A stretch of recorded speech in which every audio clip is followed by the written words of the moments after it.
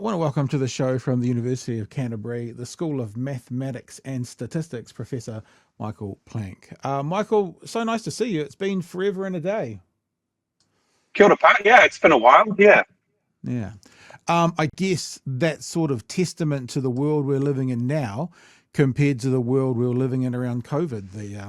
The conversations have somewhat dwindled, even though I see in the headlines every now and again there are new strains and new variants, but I don't know, we seem to be living with rather than being fearful of in this day and age. Yeah, that's right. I think, the virus is still out there. We're still seeing new variants crop up from time to time, but the impact is certainly a lot less now than it was in 2022 or even 23.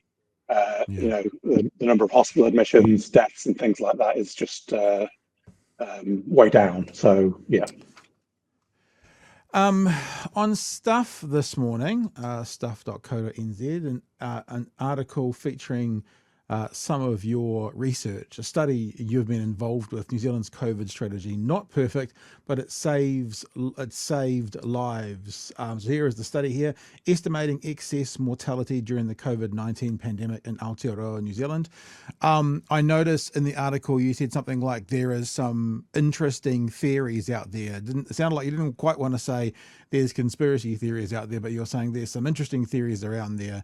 And we do still hear this. It's very interesting how a sector of society, and I'm not going to say haven't moved on, like it's impacted all of us in different ways. And for some people, that COVID period was really heavily impacting them and still does to this day for whatever reason, whether it's health or business or relationship or whatever. So I don't want to take away from that group, but that group for a long time has been talking about excess death and excess mortality, which seems to be what you guys have looked at. So just to start us off, can you explain to us what an excess death is so we all know what we're talking about? Yeah, so excess death it's a way to measure how many additional deaths occurred during the pandemic compared to what we would have expected to happen if the pandemic had never happened and pre-pandemic trends had just continued throughout that period. So it kind of gives a way to measure the sort of the overall impact of the pandemic as an Okay. event on total mortality rates. So that would include deaths that were caused directly by COVID, but it would also include any other deaths that might have occurred for any other reason at an unusual rate during the pandemic. So we're just looking at that total number of deaths and seeing how it differs from what we would have expected kind of pre-pandemic going into that period. I would assume as well, correct me if I'm wrong, which I probably am, that the total number of deaths should be in a percentage as well, because like if you had research back to the 1980s, the total number of deaths in 1989 would be obviously far less than the total number of deaths in 2025, but the percentile, would that be one of the measuring? So if we normally get an Yeah. 8% populative death in a year, you're looking and saying, well, this year we got 13%, and the extra 5 would be the excess death or excess mortality. Yeah, that's right. You can't just look at the number of deaths. The number of Yeah, deaths has increased year on year for a long time because we've got a growing population. More for sure. people means more deaths. Okay, so that's Yeah, the first thing. The other thing you have to be careful to account for is the fact we've got an aging population.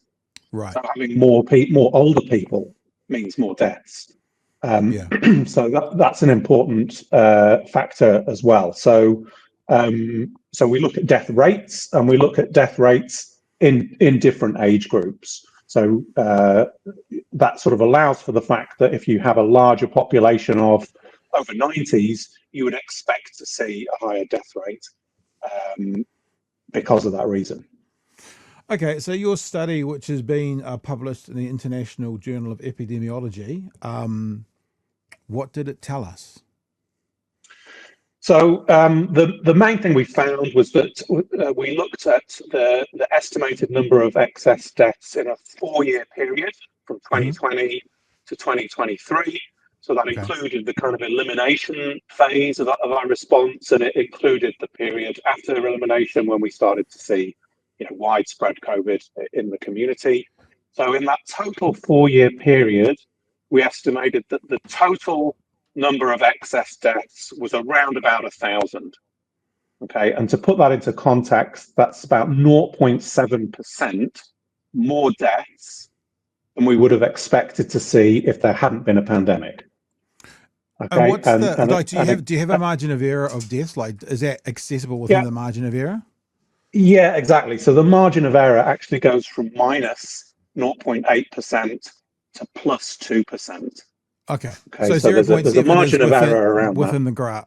0.7 is Yeah, not to be seen as a significant. It's actually within margin of error. So it it, means it's normal basically, doesn't it? it's within margin of error. That's right. So I guess the important thing is to see how that compares with other countries. Yeah. And a lot of other countries, in the US, the UK, for example, were seeing excess death more like 10% over that same period of Wow. time. So 10% more deaths than would have been expected without a pandemic. And so it's pretty clear that New Zealand experienced very low excess deaths by international standards during the pandemic. So does that mean we didn't save lives, but we didn't lose lives? Like, is this a we've come out at an even amount? In other words, we haven't had a huge number, or the number of deaths we had from COVID weren't any more than the number of deaths that there would have been if there was no pandemic, if COVID didn't exist. Yeah, well, what happened was actually excess death was negative in 2020 and 2021. What that Yeah, of means course. is that there were actually fewer deaths than expected, and the reason being that a side effect of the measures that were brought in response to COVID actually eliminated influenza and other respiratory diseases. So we saw very low deaths in 2020 and 21. In 2022, there were more deaths than a normal year, and that was because we had COVID, and COVID Yeah. caused a significant number of deaths in that year. Those two things balance each other out to an extent, and we ended up with maybe 1,000 more deaths over that whole period than would have been expected. But you've got to also think about what the alternative was. Most countries experienced higher excess deaths, higher COVID deaths than New Zealand did. So our elimination strategy meant that by delaying COVID arriving in New Zealand, most of the population had the opportunity to be vaccinated before coming into contact with the virus, and that massively reduced the risk of death. Right. So rather than saying it's a zero sum total, I know you're saying 1,000, but 0.7, because of how COVID trended through other countries, that's what we need to compare to what it could have been. Is that where we get to? There's been research, I think maybe 18 months ago, that said New Zealand saved 20,000 lives. Are we saying if that's still the case, that's because if we had performed like other countries did, we would have had potentially 20,000 more COVID deaths? Yeah, that's right. Yeah. So if we had a similar excess death rate to countries like the US or the UK, you'd be talking more like 10% excess deaths. Yeah, as opposed to 0.7. So that's like if 0.7 is 1,000, then 10% would have been that times 10, so maybe 15,000. Yeah. Give or take. Okay. Yeah. There's one thing that I was confused with this story, and maybe it's me because I'm a moron, or maybe it's just how it's written. Maybe you could clear this up for me. The first paragraph it writes is modelling experts can't be certain that more Kiwis died during the COVID-19 pandemic than would have died if the pandemic never happened. But then you're quoted at the end at saying, so I think we can say quite clearly from that if we had have followed a different path, if we hadn't have followed an elimination strategy, we would have had a lot more deaths. So I'm a bit confused. It seems that the first paragraph, written by obviously a staff reporter, and your quote seem to be contradictory of one another. Can you speak to that? So Pat, if you hit refresh on your browser, you'll actually maybe come up with an updated version of the article. Okay. that has a slightly different opening sentence. I mean, that sentence that was there on your original, it wasn't wrong, but I think it was a bit confusing. So I went back to the reporter, so and now she it says, very helpfully yeah. changed it. Yeah. I mean, For it people wasn't watching, wrong. What that was. referring I'll get, to is that, as you said at the start, the margin of error is around zero. Okay, yeah. so to the best that we can statistically measure it, there weren't any more significantly more deaths than would have been expected during the pandemic. But But the comparison to that is not okay. Well, that was just normal. The comparison is that every other country, yeah. practically in the world, had much higher excess deaths than that. So yeah. And what was the reason for that? It was the response. It was the fact that we had an elimination strategy that prevented us from seeing the excess deaths that everywhere else did. So the opening paragraph now says modelling experts say that the number of Kiwis who died during the pandemic was barely any higher than the number that would have died if the pandemic happened. As you say, but that's comparing New Zealand to New Zealand, not New Yes. Zealand to America Yeah. or Italy or the Exactly. UK. Yeah, gotcha. Yeah. Yeah. Sometimes, and even though I said at the start of this conversation, I do want to be gentle with people who had suffered in different ways during this. I do genuinely feel bad for people who have been taken down a rabbit hole of dis and misinformation. But does this put anything to bed? Like, has this definitive in any way that can stop any of those, Facebook fights, shall we say? I mean, yeah, I think it's pretty strong evidence that there's no hidden source or hidden cause of large numbers of unexplained deaths out there. I mean, to put it bluntly, there are theories out there that vaccines were responsible for large numbers of deaths. Now, if Thousands, you they look at say. this data, thousands, if you look at the data, to believe that, you would have to believe a series of things. You'd have to believe that these vaccine deaths didn't happen to begin with. They didn't happen during the vaccine rollout. They were sort of mysteriously, for some reason, delayed because death rates were actually very low in 2021 when the vaccine rollout was in full swing. Yeah. And then we had a period of excess deaths in 2022 that just happened to coincide with the COVID waves and the reported COVID deaths. So if you to believe these are, that vaccines were responsible for this, you'd have to believe it just happened to coincide with these COVID Right. waves. Not only that, you'd have to believe that the vaccine deaths were concentrated in the elderly in exactly the same way that the COVID deaths were concentrated in the elderly, because that's where the excess deaths occurred. And you'd then have to believe that the death rates have magically gone back to normal. Because Right. death rates now are sort of back below pre-pandemic levels. So, this is not really a credible theory. I think that the data shows quite clearly that excess deaths occurred. They lined up exactly or very closely in terms of the timing and the age distribution with reported COVID deaths. And so it looks pretty clearly that COVID was the cause of the bulk of those excess deaths. Okay. And look, I know that as an academic, you don't want to feed the conspiracy theorists. So thank you for explaining that, though, because some of us have them in our families and have them in our lives, and it's good to have the information just to explain to them.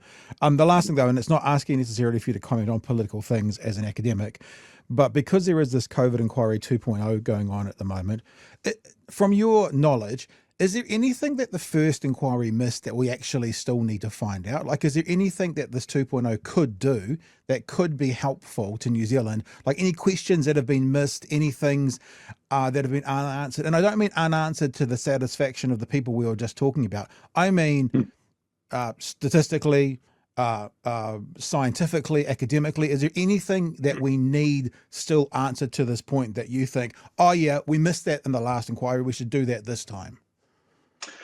I mean, I'm not sure that scientifically this inquiry is going to shed much new light, but I think, I mean, maybe where it can make a useful contribution is taking a bit more of a closer look at that last lockdown in Auckland in 2021.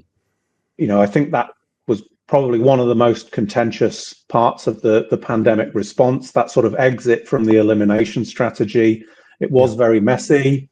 The social license for some of those public health measures was starting to fray. And as to how long that lockdown could or should have gone on for, I think is a valid question to ask and to think about.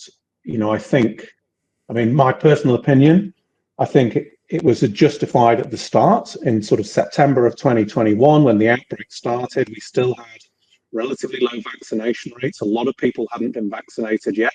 I think it was a proportionate and reasonable response in those circumstances. By December, when the lockdown was sort of finally coming to an end, we had got to that sort of, kind of 90 and above % vaccinated. Most people who wanted to be vaccinated had the opportunity to do so.